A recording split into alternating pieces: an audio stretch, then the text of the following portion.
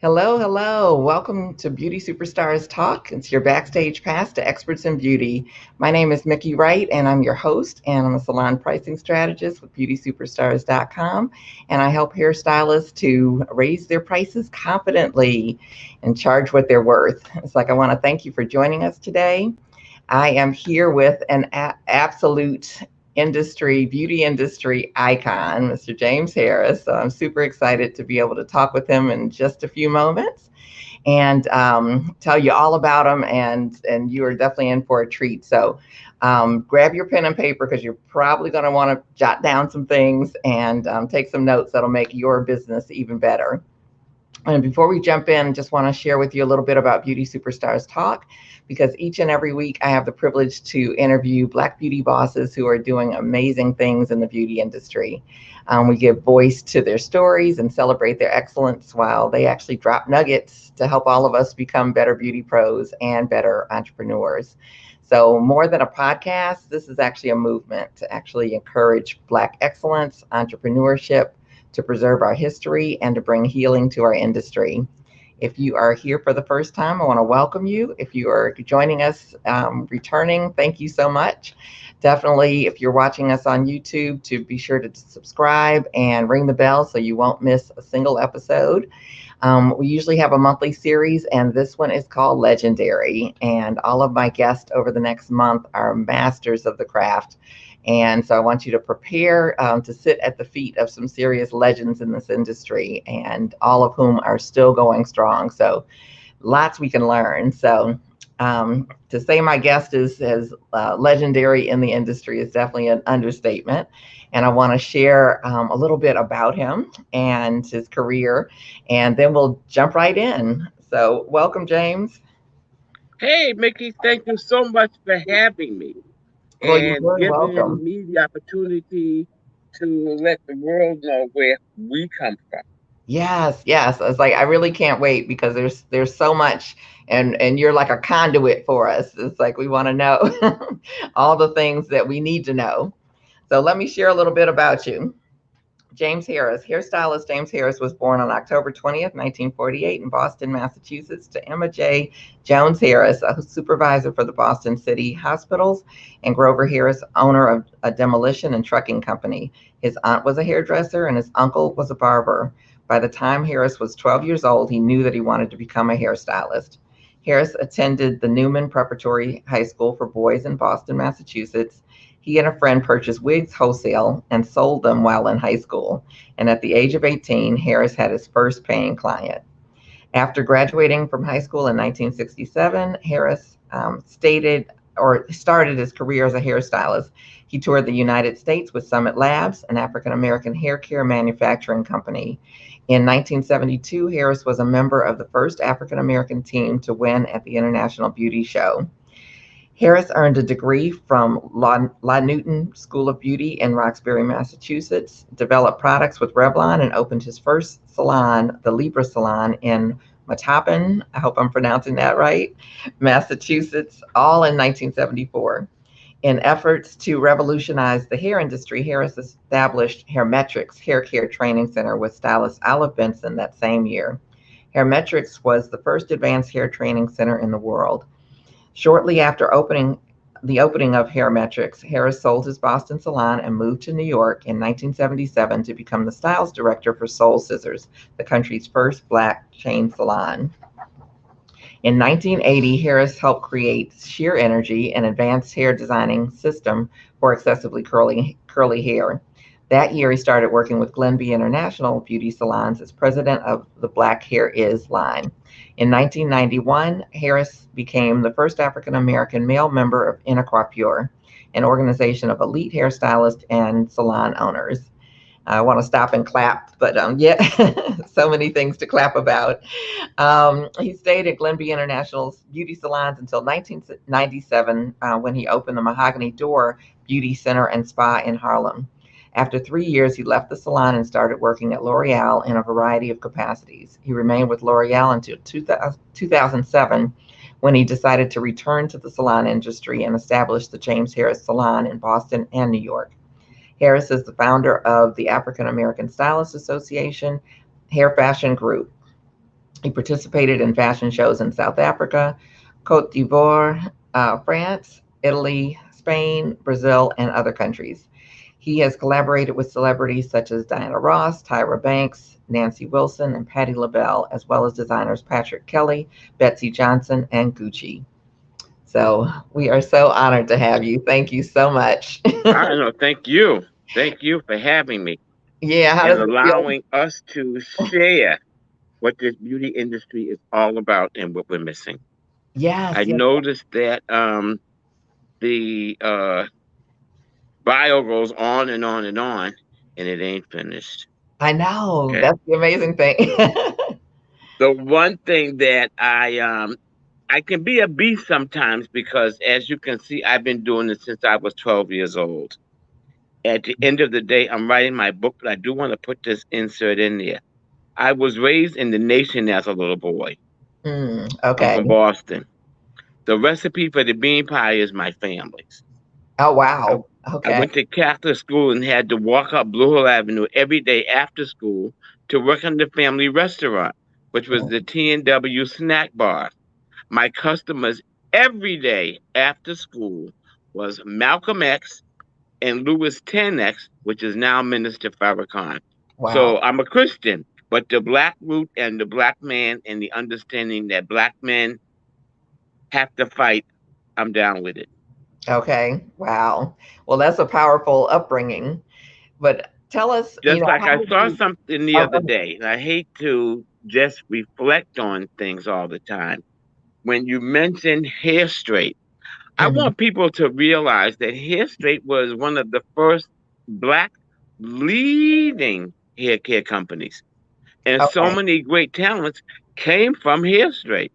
So tell us Hair what it is. straight was started by Henry Bundles and Henry Childry. Okay. Henry Bundles, by the way, was Madam C.J. Walker's son-in-law. Okay. So Okay. there's so much that we have to do because there's so much that we let go and we have to reach back out here and get it. Like we have young hairstylists. When I started, I was like 12 because my aunt was doing hair and I just watched her every day. And Mm. by the time I got to be 15, heck, I was selling wigs. Uh, and then ran into so many people. We had the Boston Hair Fashion Guild, which was me, Olive Benson, Stephen Shepard, Stacy Jones, Adrian Brown, and Gene Bosman. And we toured the country for Summit Labs. Okay. The guy who was the manager of the shows was Bill Madison. And Bill Okay. Madison ended up going over to Revlon, which was how Okay. Olive and I got to Revlon in the first place. Okay. Okay. So tell us, like, there's so many pieces to unpack from what you just shared and from your bio. So tell us about, like, how did you get into beauty in the first place? Like you said, you went to your aunt's salon, but what was your journey beyond It that? was basically God, really. Hmm. I hear people talk about talent. At some point, talent has a definition, Mm, and talent has an adjective. And my adjective is God given. mm. In 67, I think, 67 or 68, I was a makeup artist also for Okay. Flory Roberts. Okay. Opened up, what is it? Is that there was May Company Crenshaw. There was what's the store downtown Washington? Marshall Fields, and they had a beauty salon there. Gloria was in there, and Ralph Ochoa was in there too, which Okay. is now one of the leading hair designers for Tyler Perry Studios and Local One. Right. So we have, I hate to really just go on and on and on, but it's so hard to ask somebody my age that's still very active to walk the road that we have traveled. I didn't travel this by myself. I Right. look back now and I get somewhat offended because we came out the kitchen. And Mhm. at the end of the day, it looks like we're going back to the kitchen.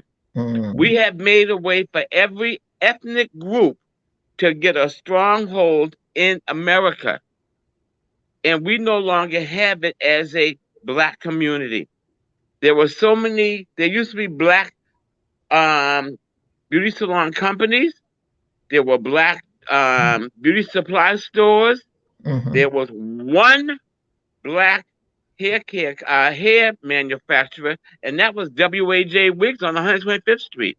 Now we have none of that.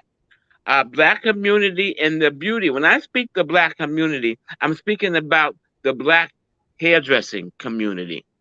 It has turned into such a negative because we have launched every company's career, whether you be from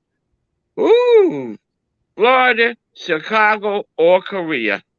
And if you know what I mean, I looked at if you look at our community now, and you go back to all the beauty supply stores that used to be, go to the streets that used to house the beauty supply stores. We had some black beauty supply stores, and we don't have them anymore. We have black manufacturers, and guess what? We don't have them anymore either. Right. So now I think it's time for us to come together as a group of hairdressers, whether it be black, white, green, Chinese, Hispanic. I heard something the other day. They said the black and the brown people. I just want to know who the brown people are. Okay? We come from a economic base that skyrocketed so many professionals, college graduated professionals. All of our kids have gone on to become, I'm not going to say doctors and lawyers, managers, salon owners, business entrepreneurs. Now they are called, it'll come to me in a minute. There's so many customers in my head. But we have really uplifted the black community to what made everybody on this planet take note and take a look at it. I remember when I first started with Softsheen, I didn't know all these numbers, but I think there were only 11 beauty supply companies black in the country. How many we got now? Probably 2. Okay. We look at all the hair care companies that we had. Right. Now we have 1, 2 tops. Everybody's wearing the wig and the weave. Everybody's wearing the wig and the weave. The beauty supply stores are getting catalogs that they can buy from.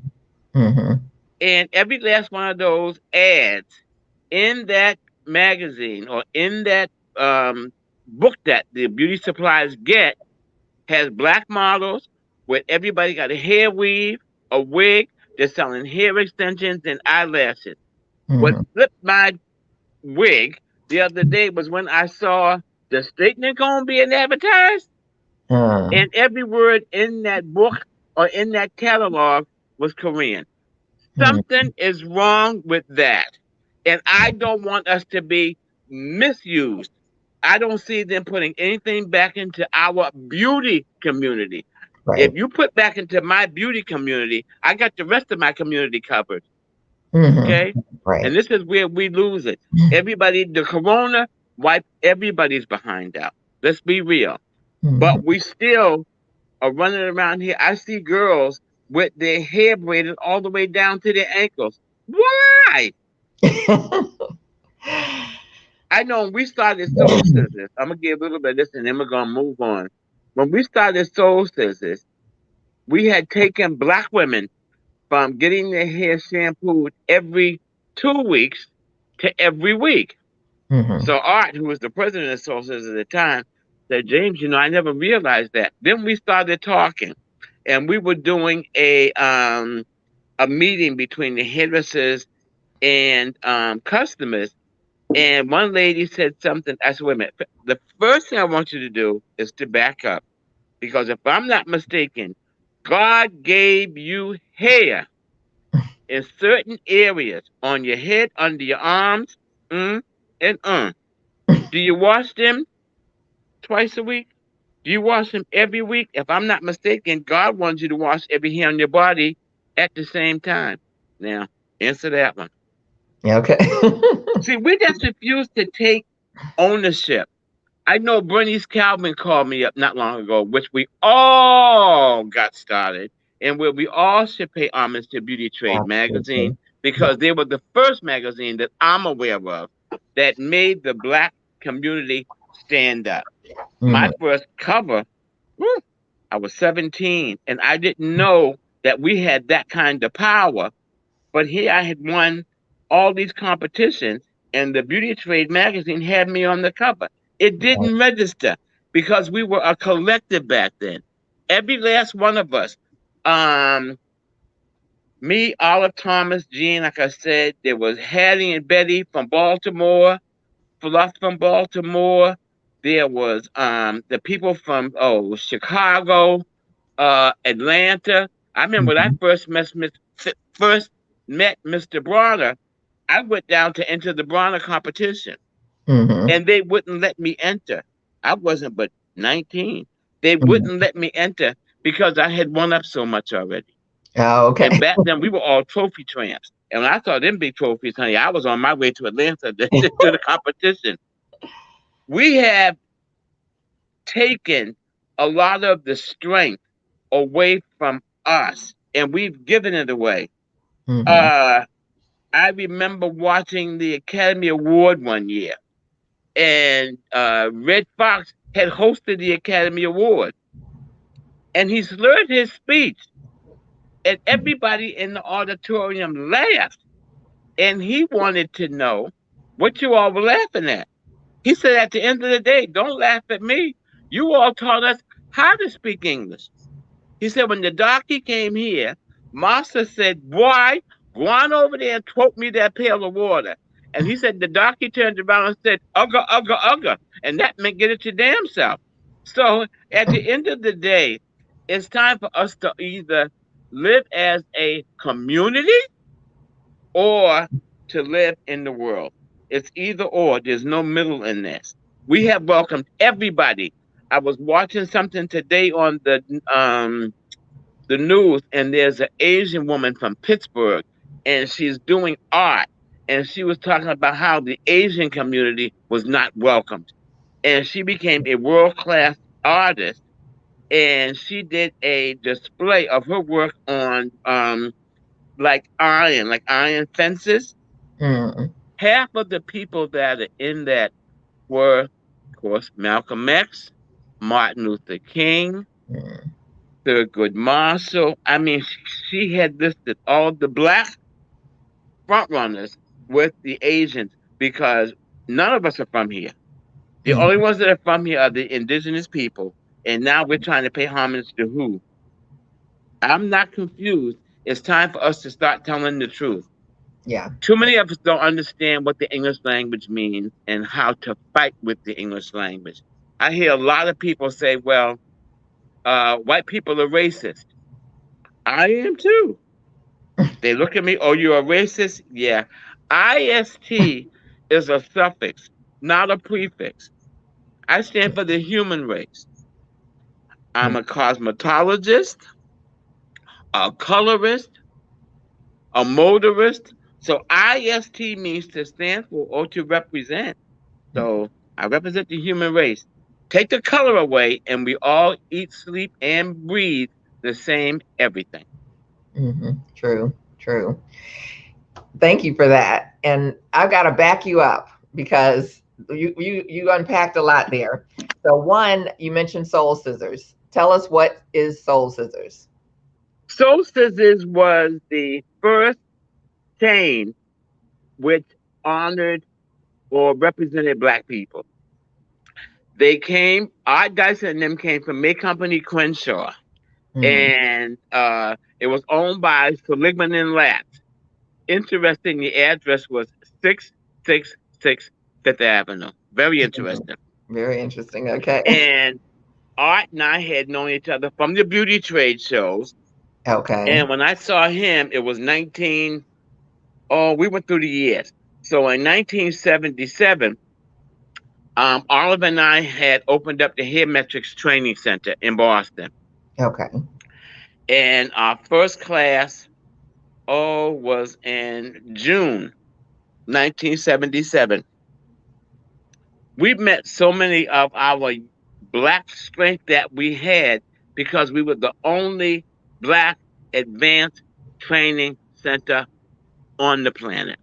Mm-hmm. Linda Gazaway, Ray Gazaway, Mm-hmm. Tim, what's his name? Oh, from Cleveland, the Cleveland boys. Everybody came to the class.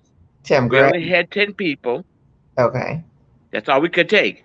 We did a class in June, one in July. You don't do one in August because that's the Bronner show. Mm-hmm. Went down to the Bronner show, and Art asked me, he said, I said, Art, do you have a styles director for your chain? He said, no, you interested? I backed off. Turned around and they came up to Boston. He and another guy, his name, I think his last name was Roberts, came up to Boston and they looked at the salon. And next thing I know, they made me an offer I couldn't refuse. They Mm-hmm. bought my business and moved me to New York to become the director of Soul Scissors. Awesome. And So, that was November 11, 1977. The same okay. day I met Susan Taylor, by the way, who was Oh, the wow. fashion editor for Essence Magazine. Right. And we've all been friends ever since. It seems like we forget that we are supposed to help and support each other, Yeah. and we don't.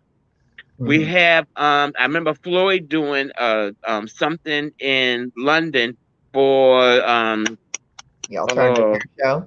I can't remember the name, begin with an S.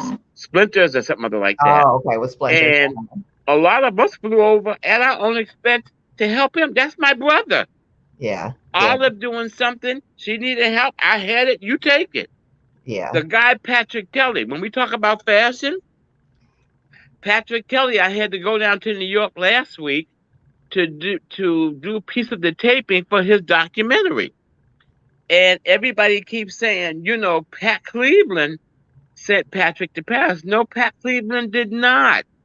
Pat Cleveland was part of the scenario that sent Patrick Kelly to Paris. We did From the Trunk of Josephine Baker, which was a competition at the International Beauty Show. Mm-hmm. Patrick and I went up to Ed Grant on 74th Street and rented 3 Louis Vuitton steamer trunks.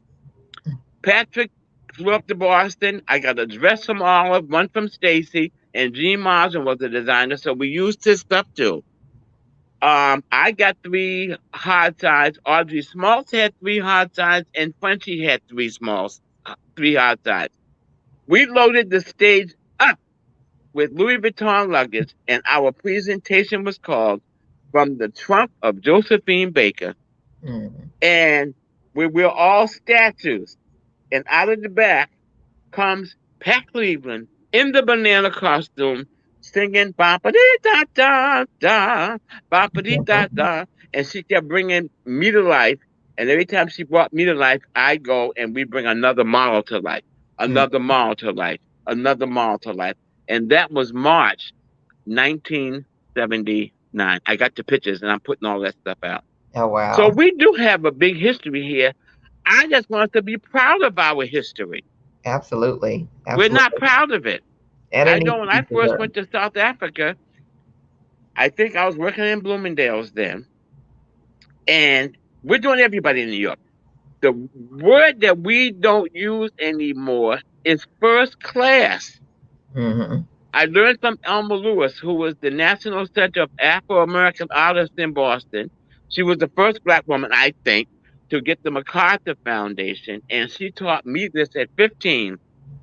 Taste, ignorance, and character have no color barrier. And I have carried that around with me for 50 years.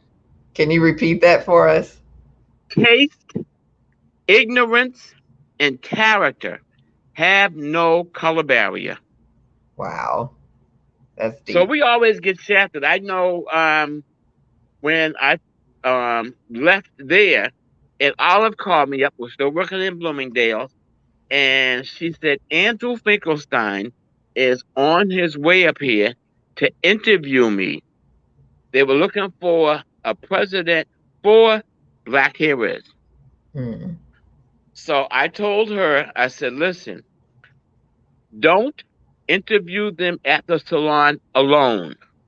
I know these New Yorkers. Take them across the street to your house because Olive always was first class, and she lived across the street from Lord and Taylor in the Avalon.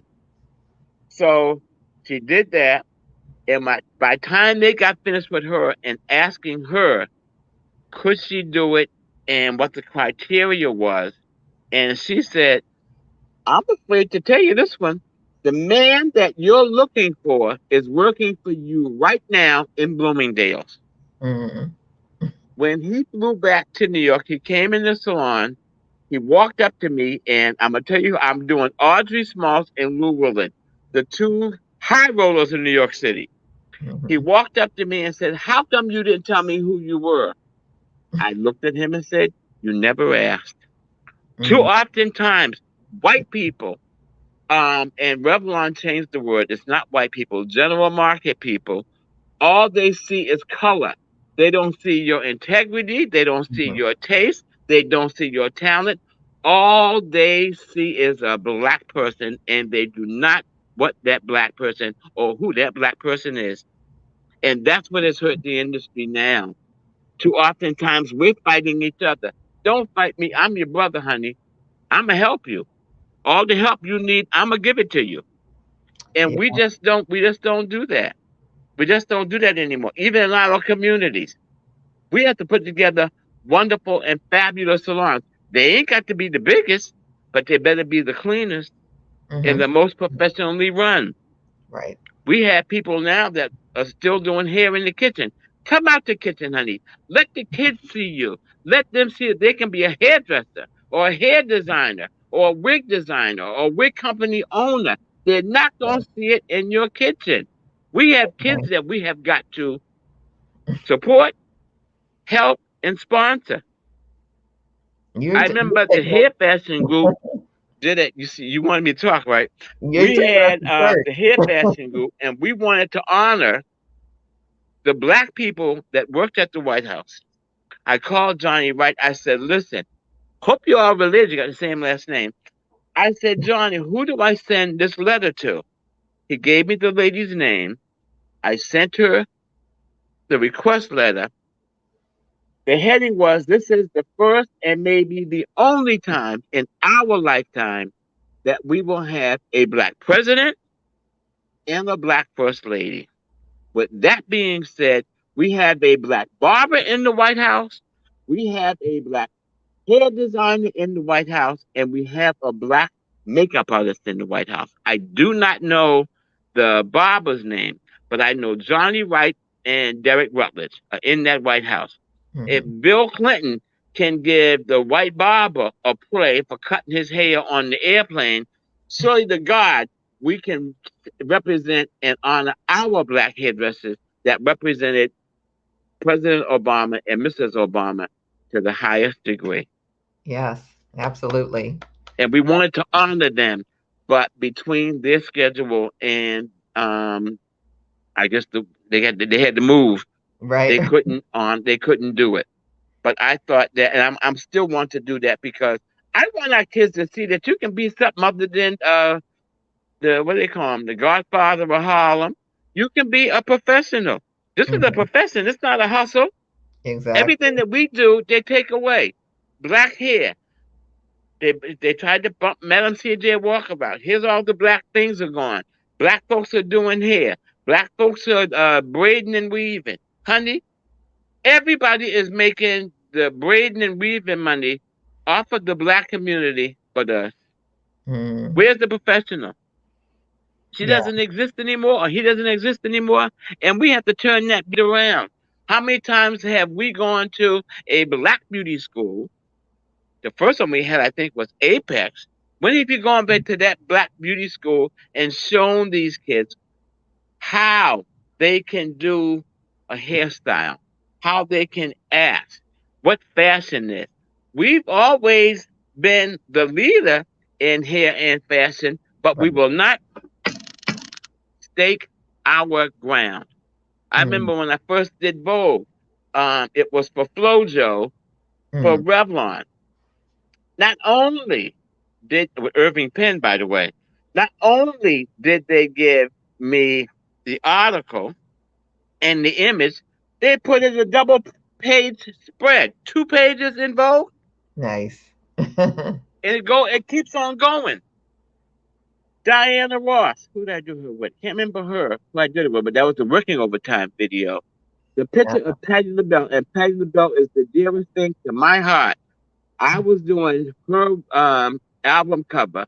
I think it's Be Yourself, and the photographer is Annie Leibovitz. Annie Leibovitz also was the one that shot the Queen of England for Vogue. I think it was. But in any event, I said I'll just say this. We represent a lot, but I just want us to take it back, or don't take it back. Don't let it go. Support. There's a Bronner show. How many top-level blacks go to the Bronner show? There's the IBS Beauty show. Y'all want to go over there? They ain't got nothing over there for you anymore. Support your own. I know we learned a long time ago, and Mr. Bronner taught me this. Him and I had one fight one time, and him and I have been joined at the hip ever since. Mr. Bronner took one pencil and broke it. He took 5. He said, see how easy that is? And he took 5 pencils and joined them together and tried to break them. They would not break. So that's when I understood what unity represented. Don't hate me because I'm black. Hate me because I'm rich and know what I'm doing. Neither of the latter is true now either. But still. But if we don't represent and hold ours up, who is? Exactly. Like, thank you so much for having this show. Everybody's trying to get out here and do something. But what are you doing?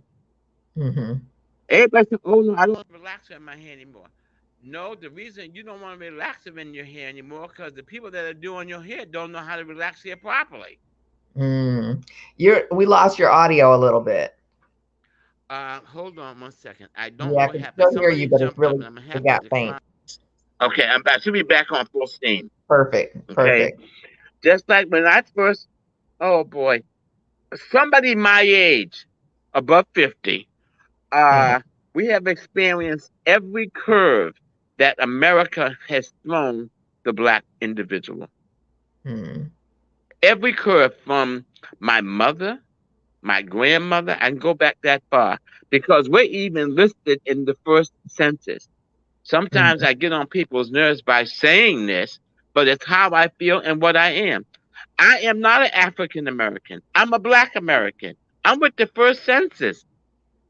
Is Donald Trump saying he's a German American? Is somebody else saying they're an Irish American? No, they say they're a white American. So let's go back to that one. That's who I am. I'm an American. Every creature comfort that America has, that's what I'm accustomed to. Right. Louis Vuitton, toilets, the English language, French, Spanish, every creature comfort, air conditioning. You know, all that's American. That's what I'm accustomed to. Right. Yeah.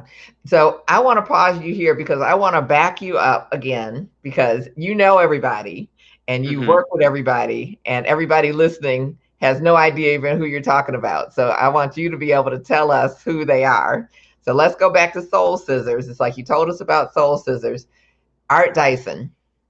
Who is he and why do we need to know who he is? Art Dyson was the first black hairdresser that worked at May Company Crenshaw to make the white industry understand what black hair was.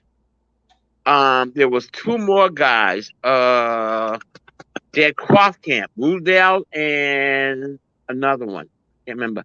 But they were on 23rd Street, and they were with Glenby. But for some reason, they chose Art because he had the department store background. Okay. And it was easy because Seligman and Latz was Soul Scissors, and Glenby was Black Hair Riz. And it was Rudell and Walter Fontaine. That was their names. And they were trying to get infiltrated into Glenby, but it didn't work. I don't know what happened. Ain't my business, and I don't know. It's before my time. Then from But Michael Weeks, it was me, Michael Weeks, Elaine Evans, and Art Dyson went to Paris to be the first black team to enter the Festival Mondial. Mm. And I said, let's do this. I said, James, I will get the money. You just make sure we win. I'm getting ready to cry. And we won. The Mm. first black people to go over there and show them what class was, what fashion was. We just happened to be black. One girl had on Sonia Ricael. One had on, what's the one? Norma Kamali. Mm. We're about the same thing. It's about fashion. Mm. Hair and fashion have made a marriage. Mm. When you Right. look at the black girls, and when you watch a black girl that's been modeling and know how to walk, baby, you'll see where it comes from. We had those girls out of the models. I think three of them are still working. Sherry Gordon, Roz, Magic, and then there's one more. I can't remember. But all of those girls ended up working for Patrick Kelly also. Okay. So we have a So, legacy on hair and fashion that go together. Like mhm. Patrick Kelly. Tell us The who he only is. reason I wasn't able to be there for Patrick's opening of the Schaumburg de Syndical was because that was the same weekend that Vanessa Williams was being was in Atlantic City, getting ready to be crowned Miss America, Mm. and I had to be in Paris, not in Atlantic City. Okay. Okay, Or in so Atlantic City. who else? As we talk about Patrick, like I said, Yeah, tell us who uh, Patrick Kelly is. Patrick came from Atlanta in 1977. Okay. 78, we were all Really, friends. We James. did, it used to be the Cultural Event Committee. And the Cultural Event Committee honored, his name was Carmelo Casimir, which is better known as Mr. Frenchie.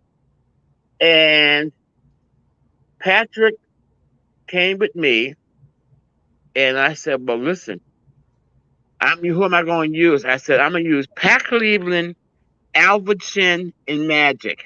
Mm. From that, Patrick came to the rehearsal, and all the black hairdressers at that point upped their game. They're no longer using their customers as models. Everybody said, "Oh, well, I'm gonna use me somebody too." Yeah, yeah, that's what you're supposed to do. I think Bruce Sanchez ended up using Billy Blair. Um, but it takes one to elevate the game. Mm-hmm. So Audrey Smalt was the commentator, which she's always been the commentator. That's the best voice about fashion in the world. Mm-hmm. And she put my girls in Bill Blast. Patrick, we went for the fitting, and I'm backstage doing the girls' heads, getting them prepared for the presentation. Patrick went to the store, honey, and came back. Audrey is sitting there talking, and she said, James, I didn't know what the hell had gone on. I gave you Bill Blast, and somebody had redesigned Bill Blast. That was Patrick Kelly. So we go back a long ways, and everybody that's in this industry, we're all connected. Mm-hmm. Sam Fine, the makeup artist. Mm-hmm. Here I am doing Naomi Sims, and Naomi Sims is doing a skincare line and also makeup. Mm-hmm. Sam was an illustrator. He worked with the guy in Chicago named David Bird, and they were in New York. So I said, and he's an illustrator, fantastic illustrator. My first illustration for my store came from Sam Fine. We've been friends forever. So I said, Sam, you can do makeup, can't you? He said, I think so. I said, well, listen, I'm on my way down to Naomi Sims. You're on your way back to Chicago. We're getting ready to open up in Marshall Fields. And I will tell these people, you're the guy that they should put behind the counter. Sam worked behind the counter at Marshall Fields for Naomi Sims. When Mm-hmm. they opened up A&S in Herald Square across the street from Macy's, they had Naomi Sims counter. I'm walking through, and I'm older than Sam, so walking through A&S on my way up to a Vogue production meeting with Audrey. Sam says, "Hey, Papa, can you help me. That's what we're talking about. I'm bored. I said, okay, let me see what's going on. So I went up to Audrey's 4-hour production meeting. It was me, Audrey, and Fran Cooper. I said, Fran, you ever need an assistant? She said, yeah, James, I'm going to need one tomorrow for Fernando Sanchez. I went home and called Sam. I said, listen, you call her right now. Sam called her, did the thing with her with Saks. When I saw Fran, we were back down at the shooting. She says, oh, I like him. I said, good. Fran Cooper was she was after Joey Mills, but Fran Cooper had 15 magazine covers on the stands at one time. Wow. Okay. So Fran says, oh no, I like him.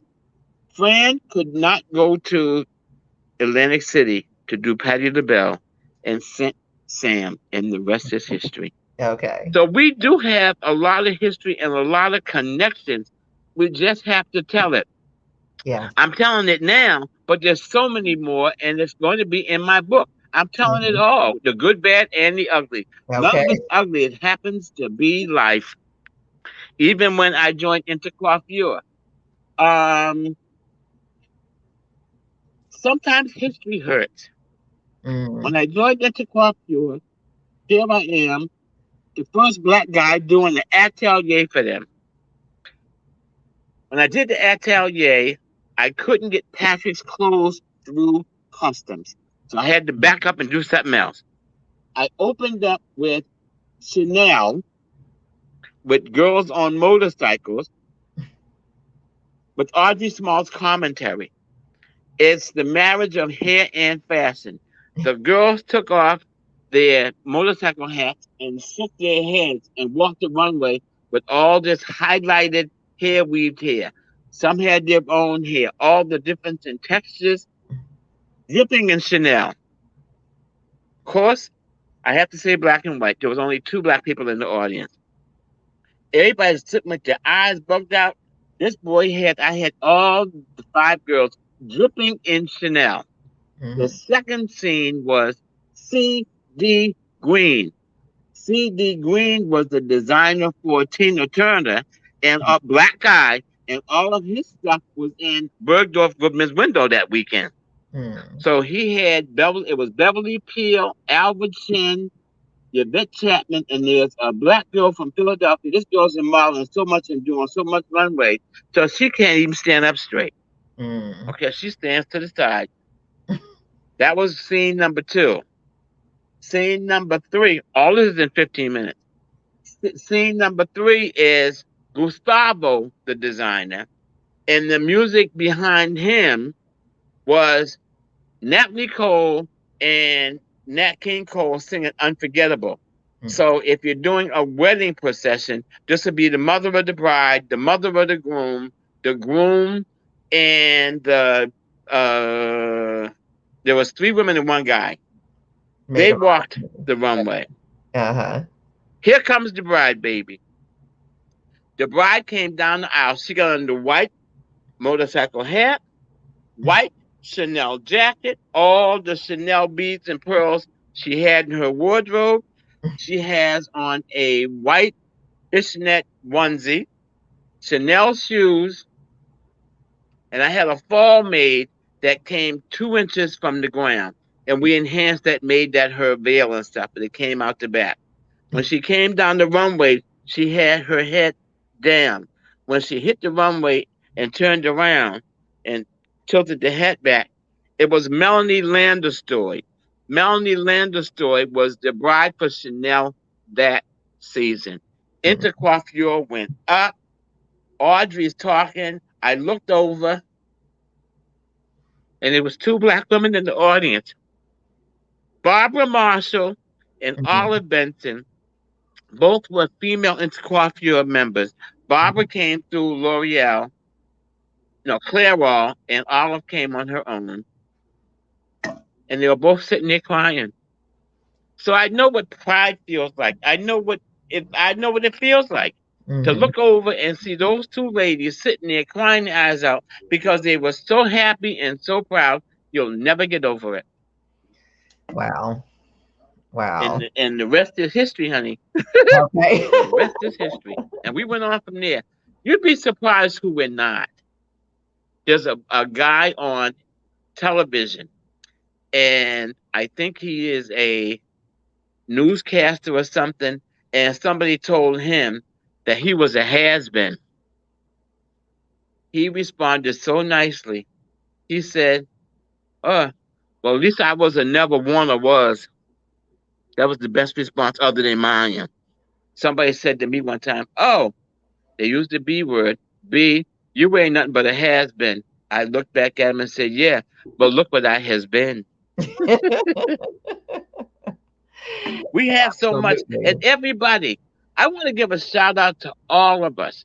You, Tim Gray is gone, Barry Fletcher, Floyd Kenyatta, Olive Barber, Thomas, Ozell.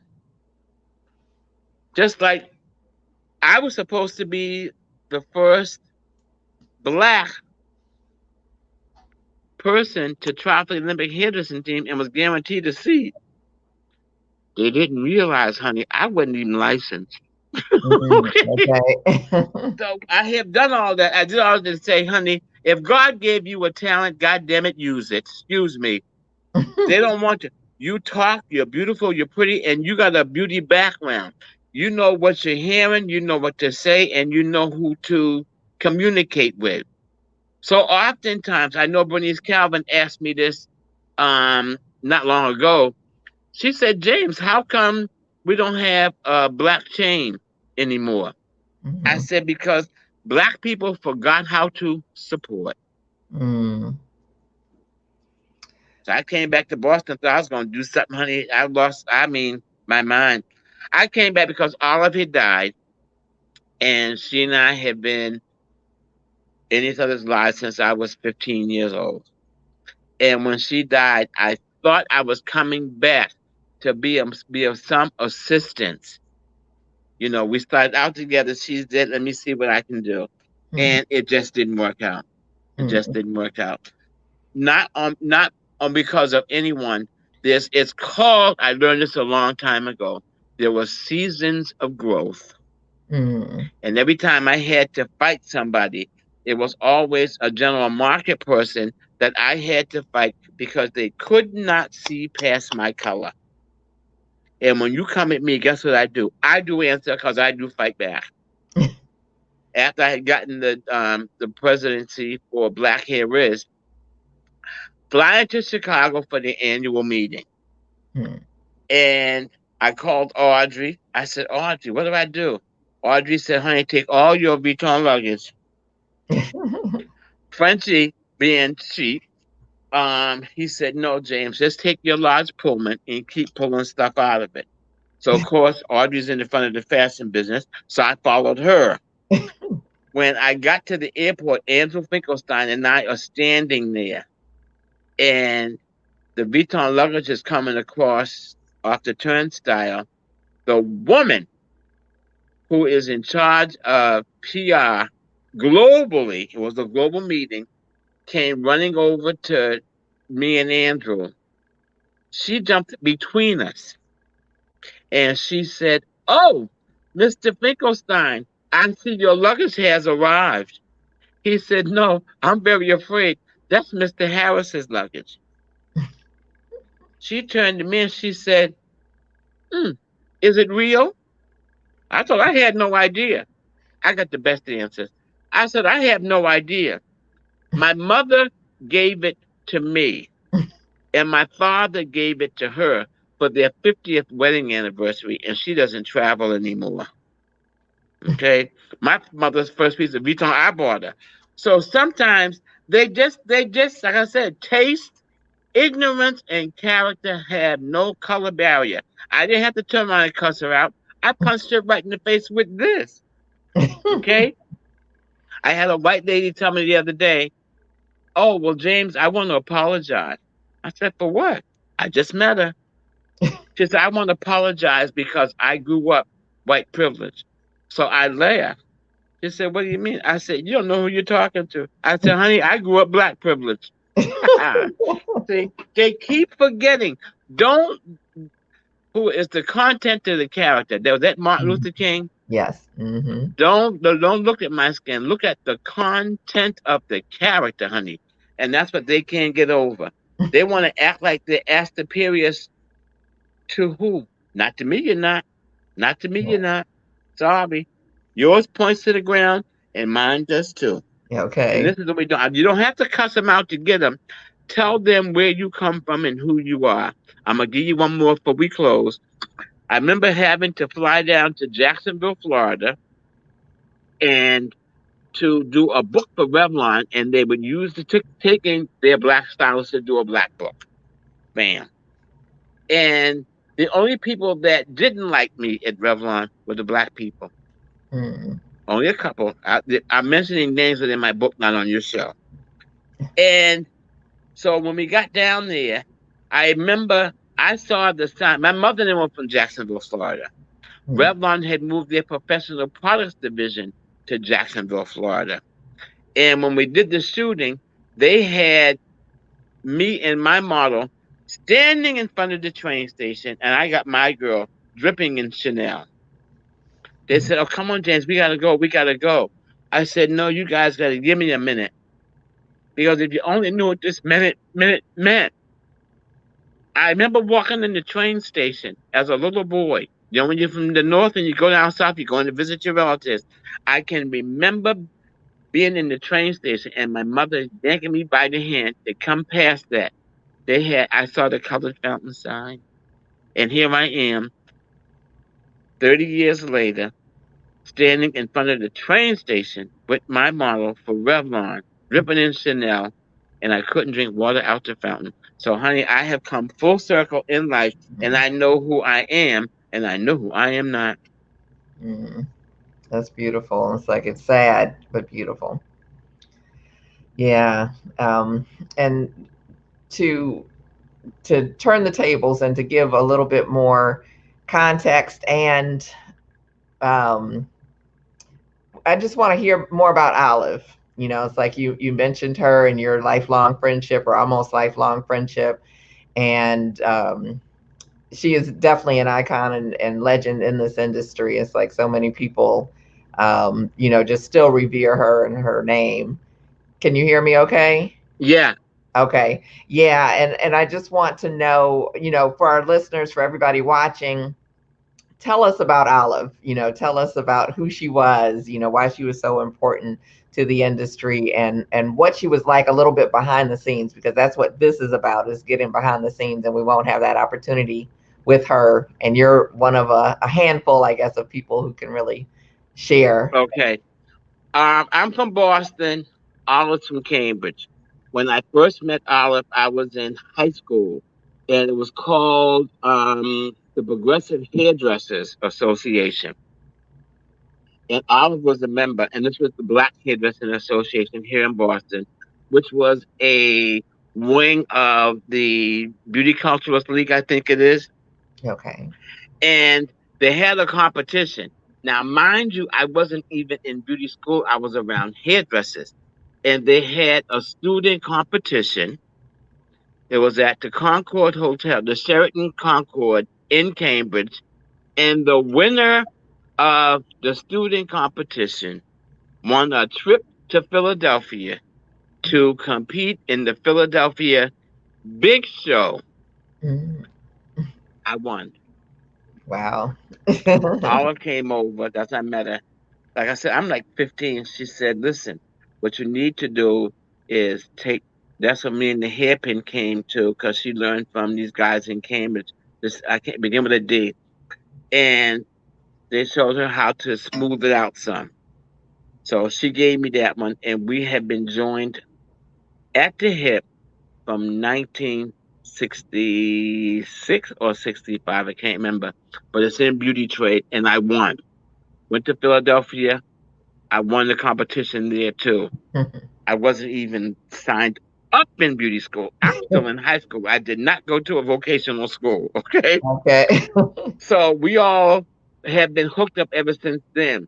And we have a black organization. Olive was from Cambridge and Adrian was from Boston. And Olive was the queen of Cambridge and Adrian was the queen of Boston. And the two of them were coming together to open up a beauty salon in Boston, and it was supposed to be called Olive Brown's. Okay. Olive Benson and Adrian Brown. So they went to Europe to travel with the Olympic hairdressing team. You know, when they go, you can have a tour. So they went on the tour. And while they were there, Bill Wright, who was on the Olympic hairdressing team, he won for daytime. And there was another lady, Mary Lou Augustine, who was on there from California, real creative. And they were talking to Bill Wright. And Bill Wright said he was looking for some black people to train, okay, because you don't see them on the international circuit.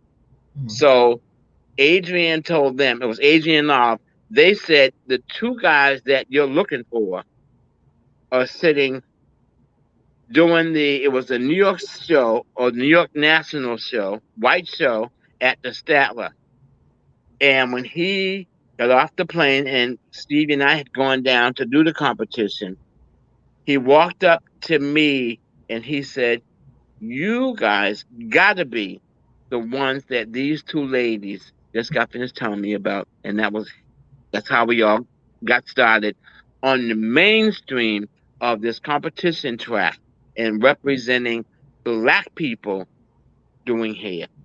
Olive won 1 year and she used two girls, a black one and a white one. And I think the white one won and the black girl didn't. Fine with us. And we were a black movement in the hairdressing industry. And I think with us being from Boston, white people did not intimidate us. Okay. And whenever I did a show, it was always a professional model. With Olive, always a professional model. We shared. What you need, honey? You need this. You need that. If I had it, you got it. If you had it, I got it. That's how we rolled. We rolled as one. And we don't have that anymore. And that's what I'm trying to put back together with the hair fashion group. Just like with Olive, when she saw, was she did the hair fashion group then? Yeah. Whenever I did something, here she is. If she did something, here I am. Whatever you needed, we had. And this is what we shared. I don't know anything bad about Olive because her daughters and I grew up together. So we're family. Families do fight. Families do have arguments and families do have a difference, but it does not take away from the fact that you are what? Family. Right. Okay.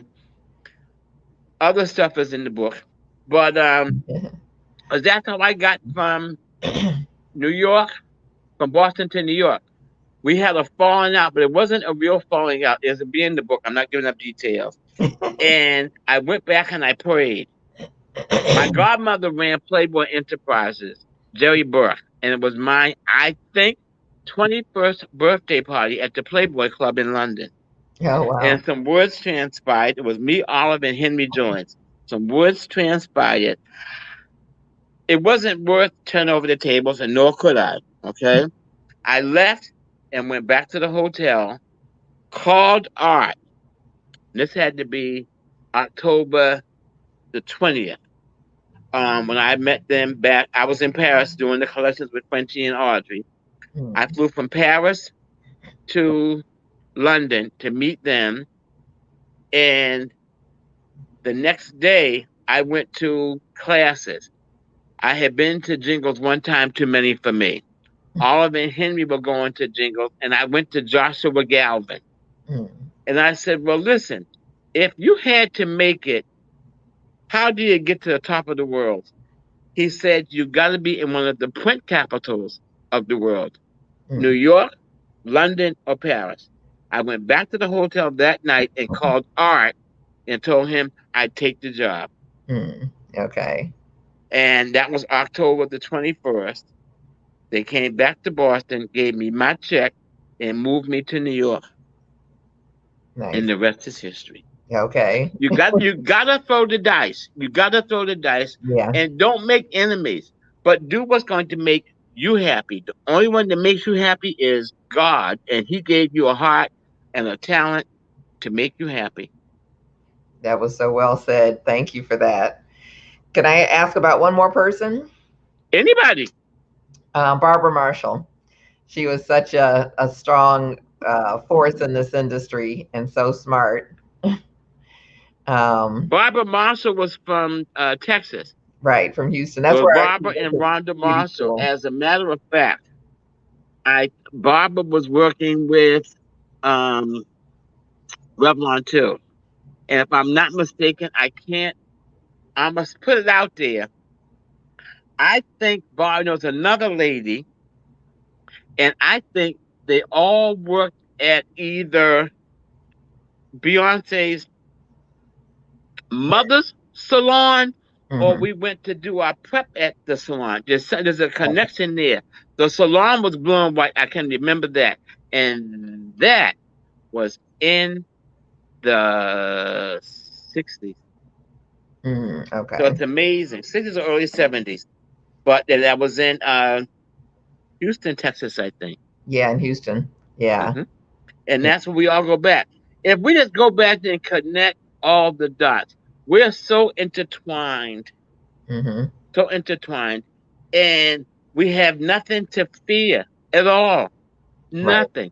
Right. I think I ran into her, but we're running, and I went down to do the Essence Awards. And Tina and some guy were hosting. They're going to the stage. I'm trying to wave hi and get her attention so we could talk for a minute. They're going up one half of the stage, and I had to go up the other to get heads done. And we didn't have the time to connect and to run this over. But at the end of the day, there were so many people on top of this world that the beauty industry put into place. Right. You're absolutely right. And actually, for some reason, my I'm plugged in, but my battery is not. Let me just see if I replug. I don't want everything to go. That did it. Okay, I got it. Thought I was going to lose power. So it's been wonderful. And anything else you need, just ask me, because I got it all. Okay. I'm not trying to be cautious about anything, because my book has details. Gory, some are gory, some ain't so gory, but they're the truth. And we all stood together. Okay? Even with Oliver and I falling out, when we did from the trunk of Josephine Baker, we were there together. And 17 people came down from Boston and stayed in my apartment for the IBS weekend. Right. Okay. So we're there. If we just, what you do, I don't do. What I do, you don't do. Right. But guess what? You can't break us if you put us all together. You can break us one by one, but you can't break us all together. Yeah. I love that. It's like that pencil. And any support that you can give any young stylist, give it to them. But don't dress it up. Give them the truth. Has it been easy? No. Has it been hard? No. It happened to be real. Okay. That's all it is. It's all it is. It's real. Stuff, and it begins with an S, but stuff has STUFF. It's one letter short, but it's all the same. And believe in yourself. I don't have to put nobody down. Nobody down. So we all stand on each other's shoulders. So if I knock you down, I'm standing on the ground. Okay. Absolutely. So any other words for our younger stylists? It's like I've been just seeing a lack of confidence in the industry. You learned how to drive from who? Either your parent, your older brother or your sister, or you went to driving school. I don't know anybody that got up Oh, I did. I started driving at 12 because my father was spodio. They didn't hang out in the bars, and I had to drive him home. I Hmm. can drive, but I can't drive a stick. Okay? Okay. No, but anybody that got something, here's one more thing I do. You got 9 holes, 2 hands, 2 elbows, 2 underarms. That's what, 6? You got between your legs, you got 9 holes. And those are, you can hold something in them. If I go to give you something else, unless you take something out of your hand and give it to somebody, you're going to drop what you got. So Hmm. don't be afraid to give somebody something because God got something else in his hands to give you. Right. Right. Okay? He Yeah. got something to give you. He gave you this much. Guess what? He got plenty more. Right. He got Absolutely. plenty. To see you on a show like this and you're not BS does my heart so good if you only knew. Well, thank you. It's not BS you're doing. Yeah. Okay? Yep. It's It's like not. It's not. we It want is so it. needed. I cherish it. Yeah. Cherish this And opportunity. anytime you need my help, just call me. Anytime you need me to put together a group of hairdressers and let's go out here and fight the rest of them, call. Say, James, who are they? Who? Let's And do here it. he comes, honey. Okay. There's a lot of us. There's a lot of us, and we all stand for each other, and we stand behind the same thing. If Hmm. I had to do something and I had to get me a voice of somebody, okay, Miki, let's roll. That's Okay. how we do it. If we don't do it that way, it ain't gonna happen. Right. It's not Right. gonna happen again. So, what would be your ideal vision for the future of Black beauty industry? Um, I'm getting ready to get back in it full steam. Mm. Another approach. The game has changed.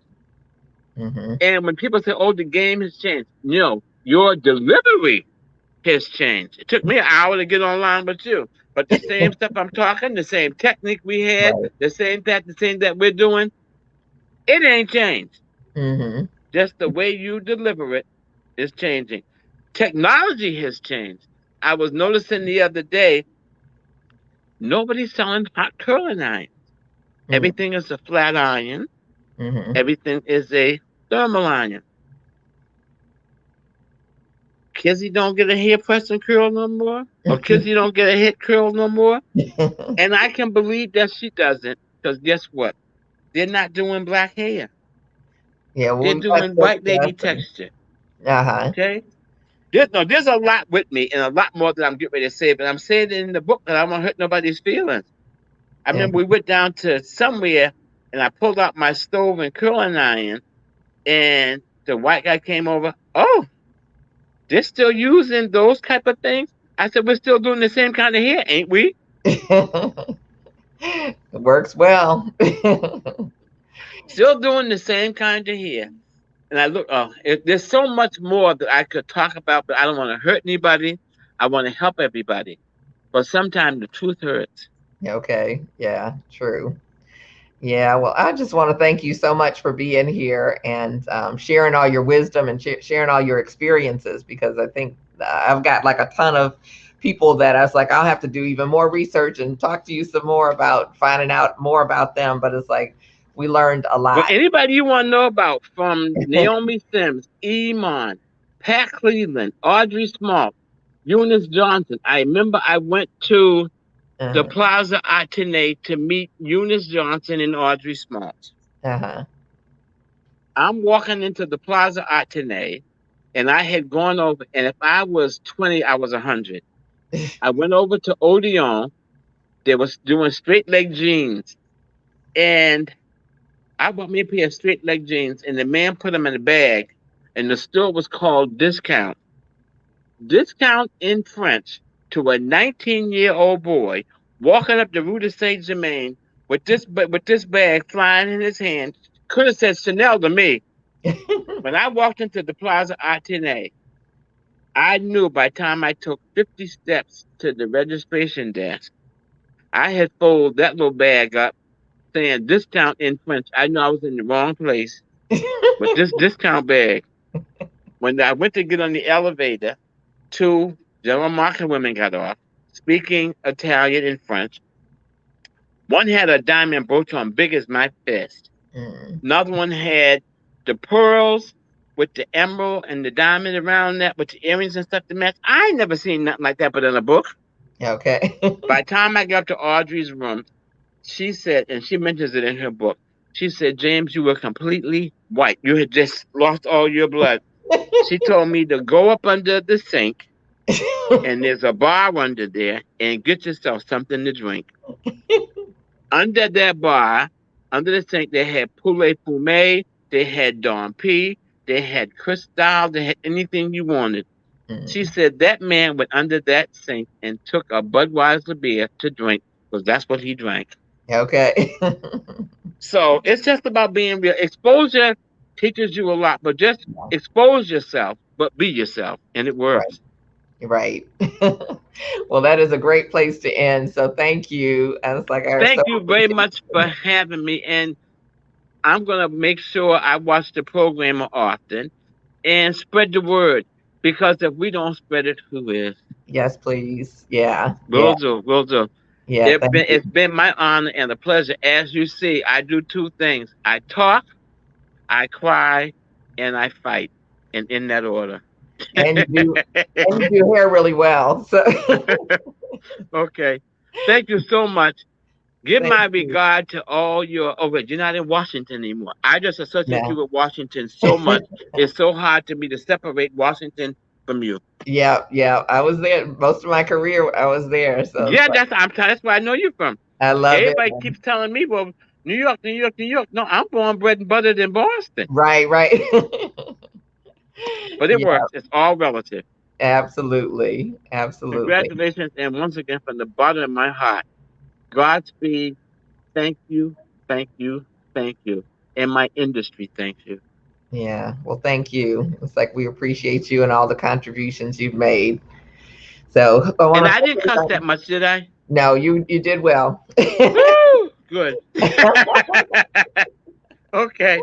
But I want to thank everybody for tuning in. Thank you if you are watching us on YouTube to definitely subscribe there and ring the bell, or you can go to beautysuperstars.com. If you have missed any of our shows, it's like I've done over 60 interviews at this point, going on 70 interviews, and there's so much nuggets, so many nuggets and so many gems that are in there. So it's like definitely do yourself a favor, do your career a favor and listen, but you can catch it all at beautysuperstars.com/podcast, or you can catch us on the podcast service of your choice. It's like we're on Apple, iTunes, Spotify, and so many others. So check us out. Keep listening, and definitely please spread the word. It's like share it with a friend or a colleague in the industry, or someone who's thinking about the industry, any beauty enthusiast. So I want to definitely say thank you. It's like we are here today, I guess you could say courtesy of the Luxury Hair Blueprint, Hairstylist Blueprint.